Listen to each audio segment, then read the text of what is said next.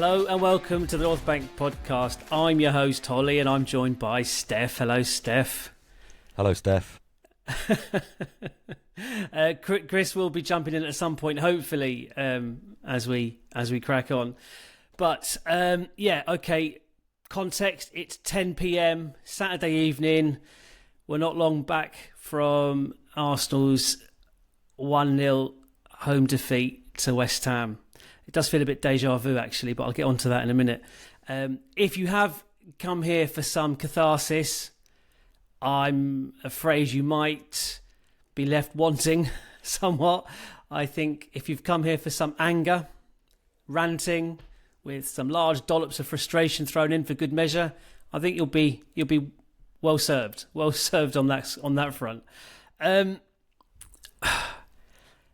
I drove back from the game and I was in silence in the car on my own. No radio, no music, nothing. Just full of contemplation. Sounds so bleak. It was. Like it was. And this question just kept. I kept coming back to this question because I've been frustrated, and there's lots of reasons. Listen, our league title tilt is gone. Right? It was confirmed today. It's not gone because of what happened today. You know, what happened today has its kind of roots in the summer. Been in the post for a while. Yeah, absolutely. At the very least, in the summer. And you know, yes, we can legitimately point to some pretty iffy refereeing decisions. Some bad luck with injuries. However, I think there's an argument against that as well. I think the Jesus injury, no, absolutely, that was just terrible misfortune. What's happening with Tomiyasu is terrible misfortune. But Havertz and Saka and Martinelli are from overuse and poor rotation, and that kind of bleeds back into what happened in the summer with squad building and so on. So the question is, has anyone we signed in the summer made us a better team? Are we a better team now than we were last season? And I just kept coming back to that question in my head. And it's funny because obviously I'm not alone. You know, I'm not some maverick thinker. I know I'm not alone in conclusions I draw and observations I make. But interestingly, I have kind of avoided social media to a degree. But one or two things I have kind of exposed myself to a little bit, just to kind of test the temperature of the water, perhaps, in the wider Arsenal sphere. And Rory Talks posted a little video, and I don't know if you've seen it, but he says, last season, West Ham at home, we lost 2-0. This season, we lost at home 1-0. Aston Villa last season, we lost at home 2-0. We drew 2-2 this season. Newcastle away last season, we lost 1-0. We lost 1-0 away this season. Fulham away, we lost 2-1. We drew 1-1 this season. And it just pointed to, it just like kind of gave me the actual factual statistical support for the feeling I was experiencing with that, because I couldn't be bothered to look it up myself. But the sense is that we are no better, and I just cannot lose the sense that this is a complete waste of a season. We've absolutely just what have we done? We put ourselves in such an amazing position, say up until the end of last season. We're unlucky. We got pipped by the machine that is Manchester City and so on. All we needed was a decent summer. And not to help my mood, and I'm going to stop talking now. Chris is on his way, and I'm going to let you get a word in, and I'll go and have a lie down probably. I turned on the telly, and it was already on a Sky Sports channel. That wasn't intentional. And within 30 seconds, Asensio scored for Aston Villa, assisted by Marcus Rashford. And I know we couldn't have got Rashford, and I had said this before, but we could have got Asensio as an attacking player, and he scored the winner as well. So there's a club in Aston Villa who's were aware that they had deficiencies up front, even though they weren't as bad as our deficiencies up front. And they did something about it temporarily. That's all we wanted. Temporarily. We didn't want us to go and spend 80 million quid on a striker that we don't need. Oh, that's not the striker we've got earmarked for the summer. But we just wanted that body up front. You know, and as poor of a season as West Ham have been having, their bench today was a lot stronger than our bench if they needed to score a goal. Anyway, look, so that's my little mini rant. Are we any better this season than last season? Have any of the signings we made last summer made us a better team? No, and I'm sort of glad. Hello, Chris. I'm sort of glad that you haven't spoken about today's game, because I think in isolation, yes, it's a very disappointing performance, and you know, we can grumble about this player or that player or this moment or that moment, but it's so much part of a broader picture that of a team that's and a club that's maybe happy that they've got up to a certain level and then are happy to maybe tread water from there. On the coach on the way back to Norfolk this evening, you know, there were a lot of disappointed voices, and some of the ire was maybe with one or two players, but not really. A few people maybe questioned a couple of things Arteta could have done, but again, not really.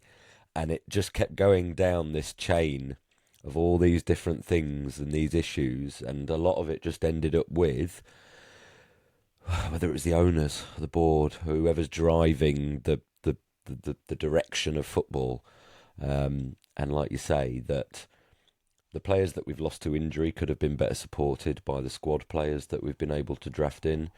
You know, the talk of not being able to do anything in the January just doesn't sit right when you, like you say, we had to listen to Villa use two loanee signings, basically come back from behind to then beat Chelsea. It smacks of a team that, you know, it's all well and good having these ideals of these specific players you want to go for, but sometimes you've got to be a bit canny as well. And Villa certainly have been with their recruitment. So, but then we have owners who famously said that they didn't buy the club to win trophies. We're in the Champions League, you know, where we're making a slight loss, which, given half the league are making much bigger losses, will be seen as a positive thing, given we've had to spend a lot to get to this sort of level. But look, we're football fans, and we wanna push to that next level, and that is to win the league. And you're absolutely right, Holly. I don't think we are a better team than last season. The amount of times it got mentioned that it was the same thing against West Ham last season. If anything, last season was better because we created a hell of a lot more chances. Whereas today we were literally, you know, just huffing and puffing, and I don't know, just, you know, it looked very tired and beleaguered and stagnant. And that's as much because the players are spent and Arteta doesn't have the options, and because we didn't get our main targets in the summer, and we therefore couldn't firefight in January, or didn't firefight in January, and it's all just a bit. And like you started off by saying, you know, about anger, if that's what people want to sort of listen to. I don't know if it is anger. It's a kind of just disappointment, and it's kind of crushing. But like you say, this setback has been in the post. You know, we were all eagle-eyed to watch Liverpool drop points against Villa, knowing full well that, you know, we've been riding at the limit of what we're able to do for so long. Even Leicester, you know, the Leicester game last week, you know, it was 80 minutes of frustration, and then, you know, we had a little magic bolt from Marino on the bench. We've tried something similar with him today, and no one's looking at that lineup and thinking, okay, we could have done things loads differently, because we couldn't really. If Sterling had started, everyone would have gone, really? I'm not sure. That's about it. So it's all just very meh. I mean, I'll say one thing about that.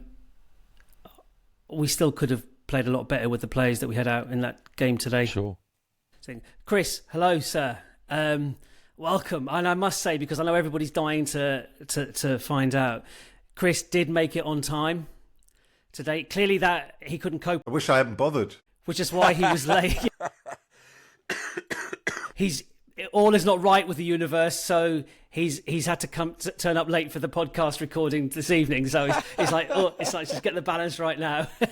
Yeah. Just to give you a bit of background, Chris, I started with the question that was I'm kind of mulling over or coming to the surface of my mind as I was driving home this evening, and that's are we any better than we were last season? Are we any better this season than last season? And have any of the signings we made in the summer made us a better team? So that was the starting point, and it was like we haven't spoken about the game today yet, because this season, the whole season was undermined with our summer activity or inactivity, as it turned out. It's just such a frustration. It's such a wasted season, and I think we can bemoan some bad refereeing decisions. We can point to maybe a bit of bad luck with some injuries, but I was saying that overuse of Saka and Martinelli and Havertz, that's on us, that's on Arteta, that's on the club, not having able-bodied replacements of a certain quality to ease the workload of our key players, and so it's just like it is just deeply frustrating. Do you think any of the signings last summer have made us a better team? And I don't know if you caught. I just read out the list of games. We lost at home to West Ham last season, 2-0. Same this season, or 1-0. Villa, we lost at home last season, we drew this season. Newcastle away, we lost last season. And these teams all play against us in a particular way that we cannot unpick, we cannot work out, we cannot counter. I don't think the Marino and Calafiori yet to convince, unfortunately. I've always been a bit worried about Calafiori, particularly because as a fullback, I think the first few games he played, we were all impressed with his cheekbones and his hair, and he dived in on a few You challenges. in particular.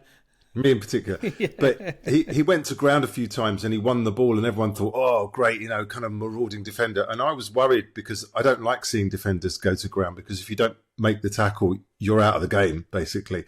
So I was concerned. Alarm bells rang then, and I think his size, his physique, as a left back, he needs to be a lot more canny than that, because he doesn't have the turn of pace.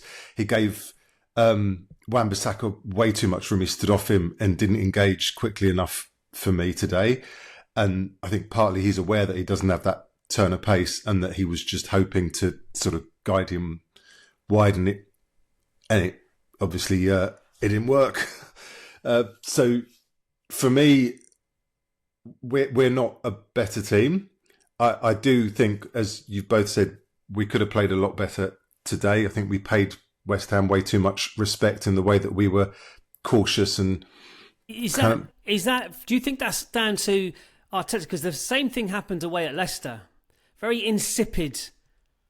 First half performance. I think it's a coaching thing. I think it's like, keep it tight, because you can tell that it's the handbrake on. But why? Kind of Why? Because I get that if you're playing against Chelsea or City or Liverpool, I get that, and no problem with that at all. Cagey opening, kind of see how the other team's playing. They're doing. But away to Leicester and home to West Ham. Sorry. Yeah. No, I agree. That's what was so frustrating about today. It was like, come on.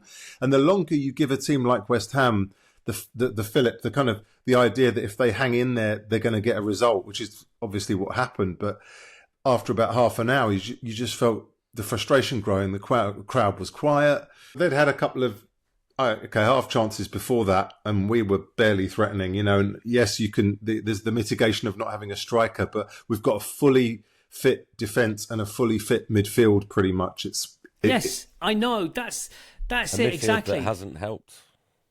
No, and they need to contribute, and you need to lean into the fact that you've got good defence. And okay, with Calafiori's my little dig at Calafiori notwithstanding, but I just feel like we had enough to take the odd risk and try and catch them a bit more on transition. It was like, okay, let them reset, and we're playing against this back five with, everyone else dropping back as well. Just couldn't. Yeah, it was hugely frustrating. Just as a point of interest, there were no highlights shown at half time because there were no highlights in the first half. I don't think I've ever seen that before. I can't immediately go to a game where there's been zero. I mean, the statistics were 9 shots, 1 on target for us, 4 shots, 1 on target for West Ham. But I'm like, none of those attempts for us were worthy of a replay online at half time, which is just bizarre.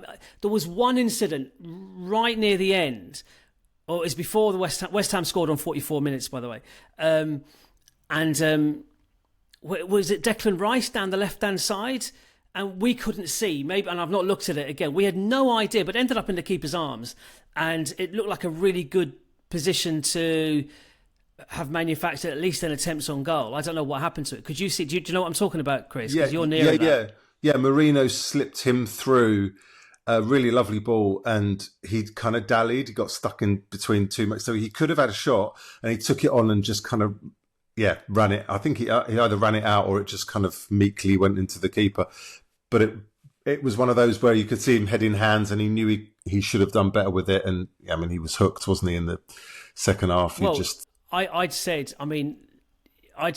made that comment like at half time to Stef and other people around us that Rice has been anonymous pretty much, and that I was at various points in the first. I was like, come on, Rice, this is the game you grab by the scruff of the neck. This is your game, and the fact that he was hooked after 10 minutes of the second half. I wouldn't be surprised if we learned that he was carrying some kind of knock or if he was ill or something like that. He was so far below par. And Ødegaard, for me, I mean, it's probably the first game that Ødegaard's annoyed me. I love him. I think he's, and I've said this for years, and Stef will validate this. From the time he was with us on loan, I said he's the only player I've seen who would walk into the Invincibles team, who would get a place in the Invincibles team. He's that good. I have him on that higher pedestal. This is before Saka came to the fore. Obviously, I'd have him kicking around that squad as well. But today, what really irritated me is that after about 15 minutes, he was doing the old arms raised, geeing up the crowd. I'm like, no, mate, we can't do anything about the game of football that's happening on the pitch, but you can. Focus on your game. And go on, Steph. You need to give the crowd something to feed off, right? So, to quote West Stand Tone on Blue Sky, he said, all that waving their arms around that our players do at the crowd really pees me off. He uses much stronger language than that. No, I'm trying to, anyway. Asterisks, No, you up your performance. It's you that's the problem, not me. I'm here doing my job. And I must admit, it was the first time that it really irked me today. Yeah. Raya did it straight after, we conceded. And it was like, really? Okay. This is honest. Right, so for me, there's two things going on there. Technically and tactically and all those sorts of things, I can't really analyse that. What I can think about is perhaps emotionally or psychologically. I'd argue that the majority of the stadium, Arsenal fans anyway, turned up today. Even I predicted a win. And do you know what I mean? There was an element of, okay, West Ham at home, right? Leicester away, that was one thing, and we figured a few things out. West Ham at home we'll take care of. Then it's a really tough game against Forest. And you just think, well, look, if our mindset's like that, and the atmosphere was always going to be flat, it was our first home game since Man City, it was never going to be like that, because that was something from a different planet. So it was a little bit flat. So look, you're looking for that feedback loop of the performance and the crowd and something to, but there wasn't that symbiosis because the crowd were a bit flat and the performance was a bit flat, and it's two sides of the same coin. But so you think it's complacency? Just frustration, and I wonder if there is a bit of complacency in it, in the fact there shouldn't. But we lost 2-0 at home to them last season. It is, and we did, and the problem is, and looking at this, the thing that really annoyed me about Ødegaard is he was doing either things that I completely expected, because essentially he's either playing the little triangle with Timber and Waneri, where basically the opposition know that it's just going to go round in that triangle for ages and not really do anything, or he's going to do that little shimmy and then try and cross it in the way that Nwaneri did to Marino last week against Leicester. Well, Potter said in his post-match interview, well, we figured that's what they were going to do, so we just practiced on defending that. That was the thing that got me, a complete lack of variety.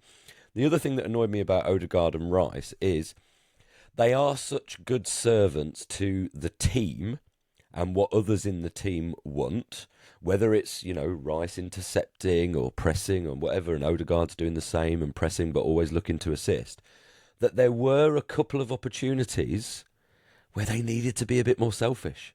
We've said about them wasn't the Rice the shooting Odegaard one. In that one, and Odegaard, there was one second where half, he got into the box, and it was quite late on, and you just think, shoot. Yeah, exactly. It was on his left foot as well. This is the thing, isn't it? And I know it's easy for me to say from my sort of vantage point, but just the other things weren't working. So be a little bit more selfish. Try and force the issue, and that is really annoying. Anyway. 3 goals all season between Rice and Odegaard. Yeah, it's not good pathetic. enough, is it? Yeah, it's not good enough. It's absolutely shocking return from those 2 players. And that's, you'd be talking about, like I said prior to this game and prior to the Leicester game, I don't care how we win the games. Win them ugly, fine. I don't care if we win them in the second halves and so on. But to go out so... I mean, there were a couple of players, and I should say, I don't blame any of today's players for the result. I genuinely don't. I don't think they weren't trying. I think the effort was there, the willing was there. I don't have any issue with the actual players today. Like I've complained about Odegaard geeing up the crowd, but just not concentrating on his own game. I've complained about Rice, but this happens. I think the problem was bigger than that today. For instance, and I said this during the game, Stef, Timber, not once did he go down the outside. You know that, what do you call it, the arc of... The arc of frustration, or the horseshoe of death. The horseshoe of death. Well, Timber is the curve of crap. The curve of crap. But it just, Timber is, someone's got to break it at some point. And I just thought, again, I don't know whether I've just been blind to it because he's done so well for us, defensively and so on. And when he steps into midfield, he's brilliant. And he's had Saka in front of him, and Saka can make a goal out of nothing. Yeah, but Ben White would be... The amount of times that Ben White would be overlapping and going down the outside. Ben White did.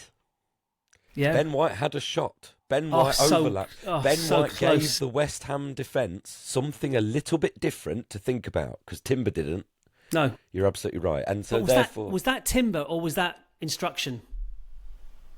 Well, if White can come on and do it, yes. Why can't Timber? Yeah. Do you know what I mean? Game state. We're but chasing even then, if surely then a coach should recognise that in a player. Okay, if that's not Timber's game, what we'll do is we'll have Timber step in, and Odegaard can be the overlapper, or Odegaard can take the static position, and Nwaneri can overlap. Just do something. And it just begged a belief. It was as well. I don't know, we were screaming out for Nwaneri to go into the middle to get more involved in the game because he was very, very, very isolated out on the right hand side. And again, look, he was coming down with cramp. We're looking to a 17-year-old to bail us out, which is shocking kind of dereliction of duty or negligent by the club. And still harks back to recruitment last couple of windows. Yeah.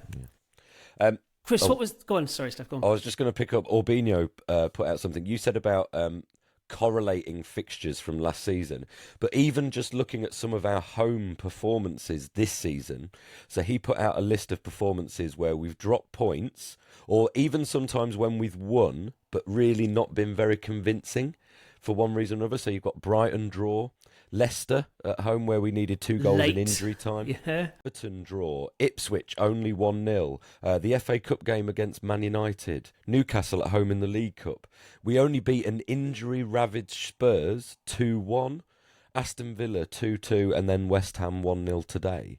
This whole thing, it's simple. And like you say, those were similar results that we had last season and cost us the title. Well, they're costing us more than the title this season, because we're not even really looking like we're going to hang in there towards the end. It's all about Champions League qualification now. Yeah. That's and throw in a couple of cup performances as well. And like you say, we should have looked at those 5 games where we didn't score last season and gone, right, what do we do differently? What do we do differently for those? And we haven't. I don't think we've really solved that. Yeah, I think Calafiori Marino maybe raised the floor ever so slightly, but it is ever so slightly. It's not enough to unlock, good Premier League teams like the ones we've sort of mentioned here. And there's just that, I don't know, that aura that a team has. Like at the moment, Salah's got it in spades. Like Salah will go into every game just thinking he's going to score, and the opposition do, and you react accordingly. And so tomorrow I fully expect him to score against Man City. Man City have had that in recent years, and the reason that they're having such a disappointing season is because that aura may have burst ever so slightly. Whereas we've got that same rhythm going on, that same kind of deja vu, where in certain games, if it won't happen, then it's not going to happen because we don't seem to do enough differently or have different personnel in order to make it happen. Do you think Arteta can? Do you think Arteta is the man to get us to a title next season? If he's given the right tools to work with. He was crying. Look, I've normally Arteta's very good at saying things in the right way to the press that doesn't really give anything away. We've mocked party line, the party line, but also, we've sort of mocked the way he plays on injuries and things like that as well. He was fairly unguarded about his comments about wanting a striker in January, which is the first time I've known that. Yes, he's been outspoken before about attitude when he kind of first took over, because that was all about the message to the players. And then it was all kind of good working with Edu and getting people in. And this window particularly, it's felt like he's made a point of going, no, I'm not necessarily happy. We'd like people in. Even Declan Rice said in one of his post-match interviews about it. This team and this manager, I think, are crying out for just a little bit of more support. And it's clearly not coming. The club have either outlined that they're doing it at certain times or in certain ways, or they're just putting on a show with 40 million bids for Watkins very late in the day in order to appease everyone, when actually they don't really plan to, because as long as we keep getting that Champions League money, then we'll be tickety-boo. With Edu hasn't been properly replaced, and that's obviously left a bit of a gap, a vacuum perhaps that's, The Sociedad guy's being lined up, isn't he? What's his name? I can't remember, but... All right, because I don't... So we're going to end up signing 3 or 4 more Sociedad players, basically. Zubimendi's on his way, isn't he? Yeah. Isak, as a former Sociedad player. Ooh. I don't know, was he there when Isak was doing his thing there? Chris, I was just going to ask you, different part of the ground, what was the kind of overriding atmosphere? Not like sense, certainly in the second half. Like, we're 1-0 down, 10 minutes in, not a lot has happened. Rice is hooked. Who came off? Lewis Skelly and Calafiori came off. Calafiori came on for Lewis Skelly for Calafiori, and Zinchenko came on for Declan Rice on the 56th minute. So what was your sense from where you were? I know at half time you said flat, urgency not there. Yeah. What about second half? Well, I think they gave it, as those substitutions happened and we realised we had to kind of up it, there was no kind of choice really, that there was a sense of getting behind the team more, because I felt like we were so flat in the first half that it could only get better. And we were, it was a pretty good kind of positive vibe. I think there were some people drifting off with 10 minutes to go, which always annoys me, but generally, on the whole, we were trying to support them, and they were, we were knocking on the door and obviously not getting through. But I don't, like you said earlier, the whole arm waving stuff. You can't blame the fans for not, feeling like they can just cheer regardless the whole time. We're not robots. So I'm just looking at the stats on BBC. It says we had 20 shots to their 5. Chris, how many of those shots were on target? 3. And they had 2 shots on target as well. From is that 5 right? attempts. From 5 attempts. There you go. I mean, Poor finishing. yeah. I mean, the 2 I remember were the Ben White one just past the post. I mean, he was unlucky. It was a good effort. Gabriel, he had when he tried to curl it into the far corner. And it was funny because the first time I've seen him try and caress a shot, he normally just leathers it, and he's got a really good shot.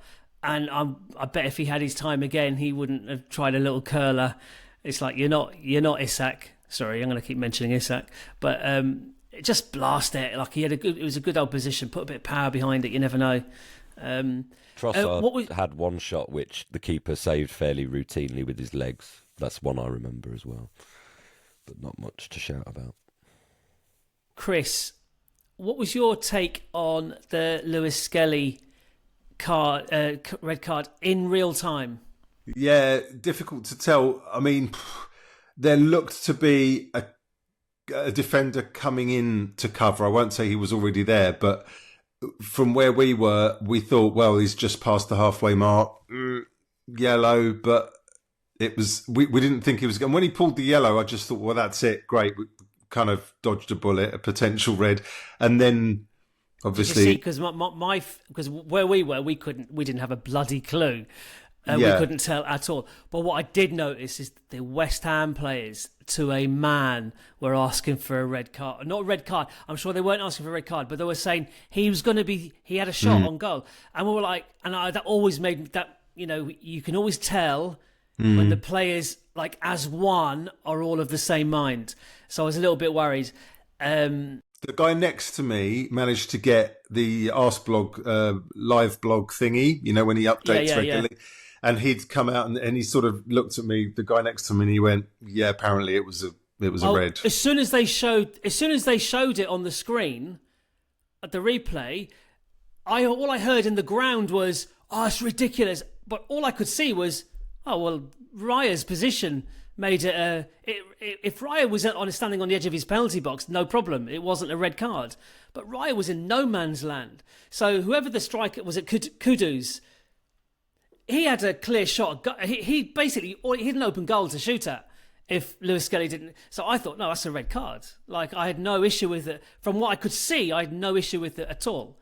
And I know that the referee might not have been able to see where Raya was and make all that judgment in one go. So I don't have any issue with the yellow card and then the upgrading to the red card based on what actually transpired. I'd want it absolutely the other way around. Lewis Skelly, that's his first real mistake. He kind of he took a bit of a poor control out of him a little bit, and that put him on the back foot. I have seen someone say that Kudus elbowed him in the back in the process, and it should have been a free kick, but I couldn't be bothered to expend any energy going down that route. But so red cards, and again, what can we do? What could we have done, Stef? What could we have done differently at that point? 73 minutes or whatever it was, 75 minutes. Well, very little, to be honest, because unless you're going to throw the young kid, is it Butler, Odiegi, or whoever it was on the bench on, like, what are you going to do? Kieran Tierney up front? I mean, it's just it's all a little bit desperate as that challenge was. And even talking about that, just really, it's all about the performance. That kind of was symptomatic of the desperation we were sort of in. It was the miscontrol. Sometimes I complain about performances because passes go awry, but there were a couple of moments, like a ball fired into Marino, but his touch was so heavy that he just instantly lost the ball. Like, there was I don't know. Timber lost it on the touchline where it just completely went under his foot. Like, there was just I don't know whether they were just lacking concentration, whether they were rushed, whether it was, again, just overload, the cognitive overload, the physical overload that they're having to go under because we're so stretched up front and everyone's trying to desperately hold on to Liverpool's coattails, but it's not there. Do you know what? I have to say, and I felt like that we've been running on fumes for a bit, but when I was walking out of the ground afterwards, I felt a kind of relief in a way. that, well, it's done now, isn't it? You know, that's how I honestly, and it was like kind an of elderly relative who's in a home, and you're just it's been hanging on. Painful. It's painful. They're suffering. At least they're in a better place now. Or like when Wenger finally, someone took it out of his hands, and Well, It was Chris, a moment. Yeah. on top of that, I took that one little step further because I turned around and I says, well, I hope Liverpool beat City tomorrow and put us out of our misery completely, because you know what's going to happen. City are going to win that game and we're 8 points behind with the game in hand. And it's like, it's not going to have a little bit of hope again, aren't we? Yeah. But can we nail, actually, as a group, as a collective, we can nail that coffin shut permanently. Let's have a little prediction of our away game at Forest on Wednesday. What a score prediction for it? I mean, we can go through the team we think will play. I mean, it's even more cut and dry now because Calafiori will be playing at left back. My question is, how long is he banned for? Because it's not technically violent conduct, is it? It's denying a goal scorer. It might be one game. So is it one game or three? Because if it's one game, it's Forest. If it's three, it's Forest, Chelsea and United. Yes, you're right, because it was serious foul play, the first one at Wolves, and that was a 3-game. He was going to be missing 3 games then, but this one isn't serious foul play, is it? So it might only be one. Because if you get 2 yellow cards, it's a 1-game right ban. Well, that's something then. But he's not playing on Wednesday anyway, and so who will? I think Ben White will start. I know he had what did he have? He came on the 86th minute or something. I don't know, and he had 10, so he's at about 15 minutes. Timber might need a rest as well. He's probably not overlapping because he's knackered. Yes, where they're complaining he's not doing it. He might just be absolutely. He wrecked. can't. Yeah. It might be quite typical of us to go away and play better because the pressure's off in a way, and put in a performance at Forest. I don't think we'll win. I think go full Arteta. I'll go for a draw. Play all the left backs. Yeah. Yeah. We've got nobody else. Put Neto in goal and play Raya up front. He had some decent touches. Well, he showed some pace, didn't he? He had a bit of turn of pace, and he did a little kind of like half Cruyff turn on the halfway line and getting the ball away from James Ward-Prowse or whoever it was. So what, Chris? You reckon a draw, 1-1 or 2-2 or something like that? You're going 1-1. Okay, Steph. I think we'll lose 2-0. Yeah, I don't know where we're going to score, so I think we'll lose. I think we'll go to pieces. I think we'll lose 3-0. Wow. For the City ground, and I say this, the City ground is the noisiest ground I've ever been to. Right, so yeah, mine's the same. That and Leeds. Ooh. Right, and the game I'm talking about is Stuart Pearce's first game in charge as their ground. Ian Wright put us 1-0 up and they scored 2 goals, and I don't know who scored them, but the noise... my ears were... I stood in front of a speaker at a nightclub for 8 hours. My ears were ringing after that game. And I just think they'll be so fired up. Because, I mean, they play Newcastle tomorrow at St James's Park, so that might take knock a bit of stuffing out of them, perhaps, if it goes another way for them, a tough game. But I think they'll be very fired up for us. I was glad that Villa beat Chelsea this evening, because I'm thinking Chelsea... I'm now looking behind me. I'm not looking at Liverpool. I'm looking right. Okay, how many points are we clear of top 4? Probably top 5. And actually, if United or Spurs win the Europa League, we'll have 6 teams in the Champions League next season, but not 6th place in the league. It'll be 5th place in the league still. But so I'm going 3-0. It's the first time all season I've predicted us to lose a game, I think. It's probably... I cannot see... Rice was so far below form. Timber below form. I thought Gabriel was our best player today. I thought in a defensive, but also in an attacking sense, he was really fine. He played with faint praise there, isn't it? No, absolutely. And he played as a central striker for the last 10 minutes as well, didn't he? So... Who do you think, Chris? Who do you think will play across the back 4 then? Well, Calafiori, obviously, and I don't think he'll start White, but I'd like to see him get more minutes. So I think it'll be Saliba, Gabriel, and Timber, but maybe on the hour bring White on. I don't see us going to pieces. I get this idea that you're thinking, we're going to struggle to make top 4 or 5. I think if we get through, we've only got 2 more league games for March and then the international break, and then hopefully Saka, at least Martinelli back. And that gives us more dimension up front. And I do think, Rice and Ødegaard, they have to get better. I'm just trying to put a positive spin on it here. I don't have us having a complete meltdown. I know we've been running on fumes, but I meant more of a meltdown for this one game. I think we'll qualify for Champions League. It's just I'm starting to look over my shoulder. Okay. I wasn't even looking at the other results. Now I'm thinking, okay, I'm now looking to see how many points Chelsea have. There will be a lot of doom mongering. We're all asking questions about the board and about what. I just think had we won today, it would have been okay. We'd have been papering over the cracks slightly, but I do think that we will put some kind of run together and hopefully finish strongly. And it's not all doom and gloom. I'm trying to. It is put a positive spin on it here. It's doom and gloom. I don't know. Okay. And who's going to play front 3? Who's playing if Jorginho might come in the middle of the park, perhaps? I think if Rice is injured, yeah. Yeah. I liked Zinni, seeing him buzzing around. He looked all right. Got some good headers, didn't he? He did, yeah. He's got 4 a bit foot of a 11. leap, yeah. Yeah, I noticed that, but again, damning with faint praise there. Yeah, I am reaching. He can jump high. Yeah, it's got interesting hair. Yeah. Front 3? Yeah, that's the question. Well, Ranieri looked, yeah. He can't start. Rushed. He can't start against Forest. You'll break him. We need him like Sterling, Marino, Trossard. Because look, we've got no game. We've got no game at the weekend, have we? No. And so the next game is PSV. Is that right? Yeah. So when Ranieri has to play PSV.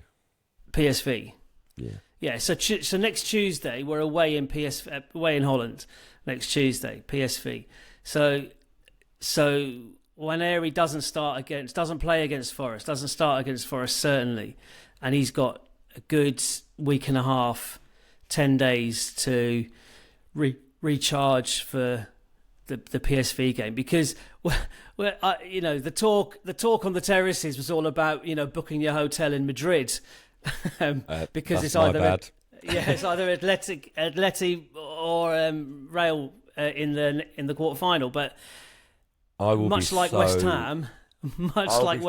If you think I'm upset today, if we don't get through to a quarterfinal in Madrid, so I get a little couple of days in Spain during the Easter holidays, there'll just be a black screen when I log on. Oh, please, no. Okay, but right, okay. I don't think, as I said, if anyone's coming here for catharsis, they'll be bitterly disappointed. Chris, admirable sentiment. It's not all doom and gloom. I feel like it is, and it's all so unnecessary as well, avoidable. With better management and you missed that bit as well. Asensio scored 2 goals today for Villa. Yeah, and we could have got him on loan.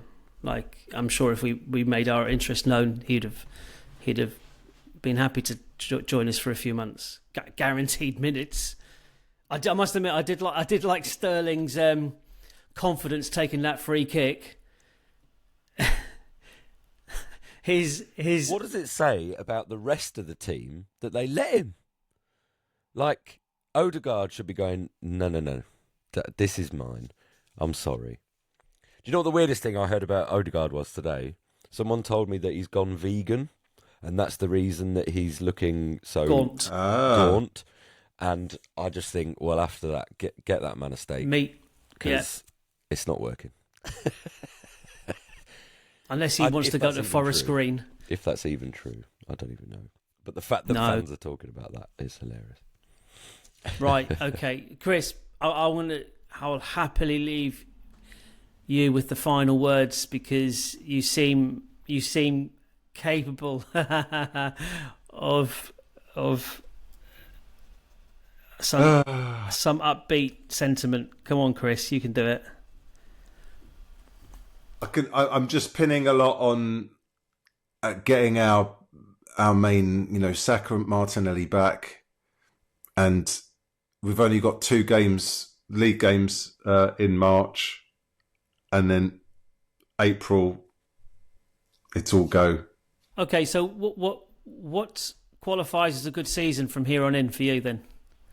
Like I said in the last part, I just want us to finish a strong second. And not let Liverpool run away with it. If we could get to Anfield and make it mean something, that would be great.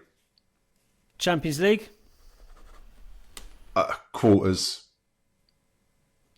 Yeah, I mean, primarily, well, especially if Real Madrid beat Atletico Madrid in their... Either of them are tough games, but I think given the squad depletion, for Stef to get his little holiday... That's the important thing. Let's just, I think that's where we'll get to is the quarters. Right, okay, we're done. Do you want some AOB? Oh, go on, yeah. Interesting quirk. All the 3 o'clock kickoffs this afternoon, of which there were 4, all away wins. That was weird, isn't it? Very weird. I'd like to know when that last happened. I think there were 5. There were 5. Were there 5? Or even more than, yeah. Also, us losing to West Ham mean West Ham... they don't change their league position. They remain in 16th, but they are on equal points now of 30 points with Man United in 15th. Just thought I'd finish on that, if that's all right. Listen, if we... That's it. That's my positive. That's Man United to leave us on a 15, positive. in 15th. Thank you for that. It's all right. Just thought I'd remind everyone. And Man United drew with Everton, who were only 1 point ahead of them in 14th. So you've got the Moyes sort of... 3 clubs three there. of them together, yeah. And Moyes is top of them, that mini shit league of the 3 clubs. And Spurs, although they won today, they're in 12th. On 33 points. Yeah. So it could be a lot worse. I mean, we are 20 points clear of Spurs. So it's not quite St. Totteringham's Day, but, it's getting close. We're getting there, yeah. It's getting there. Okay, we are 10 points clear of Chelsea and Bournemouth for the Champions League.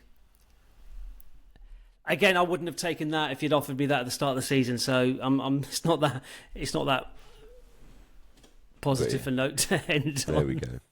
We can laugh at other people's misfortune. So yeah, Man United 15th. Well, I'm all here for that. Well, indeed, I'm ignoring all my messages. Me too.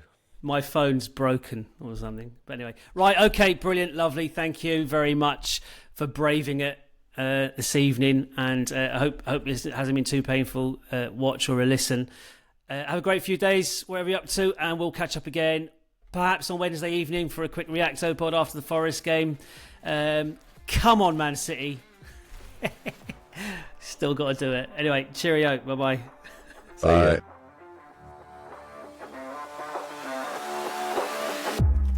The North Bank, an Arsenal podcast. Subscribe, rate and review on your app, and find us on Twitter, Instagram and TikTok at NorthBankPod. Email hello@thenorthbankafc.com and check out our website, thenorthbankafc.com. Produced by The Podcast Company.